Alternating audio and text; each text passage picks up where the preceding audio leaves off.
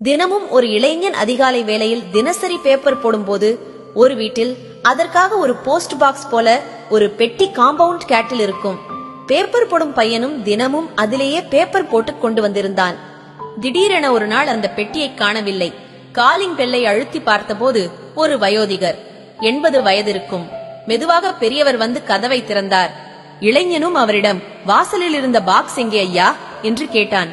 பெரியவரோ, தம்பி, நான் தான் அந்த பெட்டியை நேற்று எடுத்து விட்டேன், நீ தினமும் என்னை அழைத்து பேப்பர் கையிலேயே கொடுத்து விடு என்றார். இளைஞனோ, ஐயா, அது உங்களுக்கும் நேரம் எடுத்துக்கொள்ளும், எனக்கும் நேரம் அதிகம் செலவாகும். காலையிலே பல இடங்களுக்கு சென்று பேப்பர் போடுவதால் இதில் எனக்கு நேரம் கூடுதலாக செலவாகும். ஆகவே நீங்கள் மறுபடியும் அந்த பெட்டியை இருந்த இடத்திலேயே வைத்தால் நன்றாக இருக்கும் என்றான். பெரியவரோ, தம்பி, பரவாயில்லை, நீ என்னை அழைத்து கையில் பேப்பர் கொடுத்து விட்டு போ, வேண்டுமென்றால் நான் கூடுதலாக 500 ரூபாய் ஒவ்வொரு மாதமும் அதிகம் தருகின்றேன் என்றார். இளைஞனுக்கு ஒன்றும் புரியவில்லை. அவரிடமே காரணத்தை கேட்டான். அதற்கு பெரியவர், தம்பி, சமீபத்தில் என்னுடைய மனைவி காலமாகிவிட்டாள். நான் தனியாவே இருக்கின்றேன். எனது பிள்ளைகள் எல்லாம் வெளிநாட்டில் இருக்கின்றார்கள்.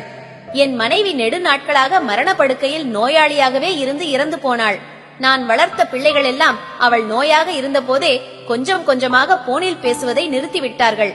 என் மனைவியின் மரணத்திற்கு கூட யாரும் வரவில்லை.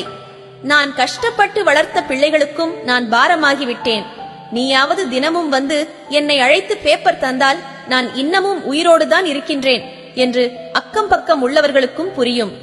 ஆரம்ப காலங்களில் என் சந்தோஷம், என் தனிமை என சுயநலமாகவே சிந்தித்து அக்கம் பக்கத்தினர் வலிய வந்து அவர்களாகவே அன்பாக பேசிய போதெல்லாம் ஏதாவது உதவி கேட்பார்கள் என நானாகவே நினைத்துக் கொண்டு ஒரு கட்டத்தில் அதை தொந்தரவாக நினைத்தும் காம்பவுண்ட் கேட் என போட்டு அவர்கள் வருவதை முற்றிலும் தடுத்து விட்டேன். யாரெல்லாம் எனது நெருங்கிய சொந்த உறவுகள் என நினைத்தேனோ அவர்கள் எல்லாருமே துக்கம் விசாரித்தோடு கடமைக்கு என வந்து போனார்கள். ஆனால் யாரெல்லாம் வரவே கூடாது என நினைத்தேனோ அந்த அக்கம் பக்கத்தினர்தான் என் மனைவியின் இறுதி சடங்கில் இறுதி அடக்கம் வரையில் எந்த பலனும் எதிர்பாராமல் இருந்து உதவினர். இப்போது நானும் வயோதிகர் என்பதால் பக்கத்து வீட்டில் உள்ளவர்கள் கூட என்னோடு பாசத்தோடு சிநேகம் கூடிய வார்த்தைகளோடு என்னிடம் பங்கு வைப்பதில்லை. காரணம், பணம், அந்தஸ்து என்று உயர்ந்த நிலையில் வலிய வந்து அன்பாக உறவு கொண்டாடிய அந்த நல்ல உள்ளங்களை மதிக்க தெரியாமல் தடுத்த பாவியான என்னால் எந்தவிதமான நன்மையும் வராது என்றுதான். அவர்களும் என்னை தொடர்பு கொள்வதில்லை. ஒருவேளை நீ பேப்பர் போட தினமும் என்னை அழைக்கும் போது நான் வரவில்லை என்றால் நான் அன்று இறந்து விட்டேன் என தீர்மானித்து விடு. உடனே அக்கம் பக்கம் உள்ளவர்களையும் போலீசிடமும் அழைத்து சொல்லிவிடு. அப்புறம் தம்பி, என்னுடைய பிள்ளைகளின் வாட்ஸ்அப் நம்பரும் தருகிறேன். ஒருவேளை நான் இறக்கும் போது தயவு செய்து என் பிள்ளைகளுக்கு வாய்ஸ் ரெக்கார்ட் மூலம் என் மரணத்தினை சொல்லிவிடு. இதையெல்லாம் கேட்ட அந்த இளைஞனுக்கு கண்களிலிருந்து தாரை தாரையாக கண்ணீர் வந்தது.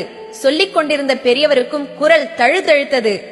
இன்றைய நவீன உலகில் தனித்தீவாக உள்ள வீடுகளிலும் ஒவ்வொரு அப்பார்ட்மெண்டிலும் இந்த மாதிரி முதியோர்கள் இருக்கத்தான் செய்கின்றார்கள். சில முதியோர்கள் வாட்ஸ்அப்பில் தினமும் குட் மார்னிங் என்றும் வணக்கம் என்றும் அனுப்பும் போதெல்லாம் இந்த பெருசுக்கு வேற வேலை இல்லை, இது ஒரு தொல்லை என்று நினைத்து பலரை நானே பிளாக் செய்துள்ளேன்.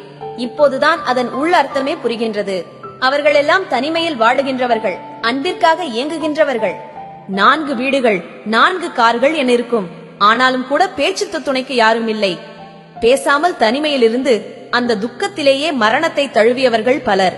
ஒருவேளை அவர்கள் நமஸ்காரம், குட் மார்னிங் என்ற மெசேஜ் அனுப்புவதே தான் உயிரோடுதான் உள்ளேன் என்பதை மற்றவர்களுக்கு உணர்த்ததான் அனுப்புகிறார்கள் என்று இப்போது நினைக்கின்றேன்.